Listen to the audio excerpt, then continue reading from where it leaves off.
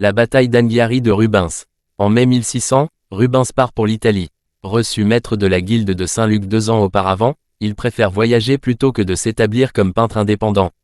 À Florence, il étudie des copies de la fresque de Léonard de Vinci La bataille d'Anghiari, ainsi que les esquisses préparatoires de la main du maître de la Renaissance italienne. L'original de cette immense œuvre de 20 mètres sur 8 peinte en 1504 par Léonard sur les murs du Palazzo Vecchio de Florence a en effet disparu par la faute même de son auteur.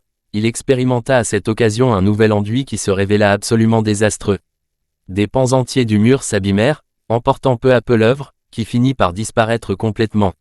La bataille d'Anghiari est un épisode glorieux de l'histoire italienne, un triomphe des troupes milanaises. Ce dessin de Rubens est une copie d'une toute petite partie de la fresque. Plusieurs cavaliers se livrent bataille. Certains sont à terre, ceux qui sont encore en selle s'acharnent sur leurs adversaires. Rubens, qui aimait tant les corps entremêlés, a été fasciné par ce tableau. Il s'en est sans doute inspiré pour sa chasse au lion. Lors de son séjour en Italie, Rubens fut chargé par son protecteur, le duc de Mantoue, de réaliser plusieurs copies d'œuvres des grands maîtres de la Renaissance italienne. Léonard de Vinci, mais aussi Raphaël, Michel-Ange. Ce fut pour Rubens l'occasion de poursuivre l'apprentissage de son métier de peintre.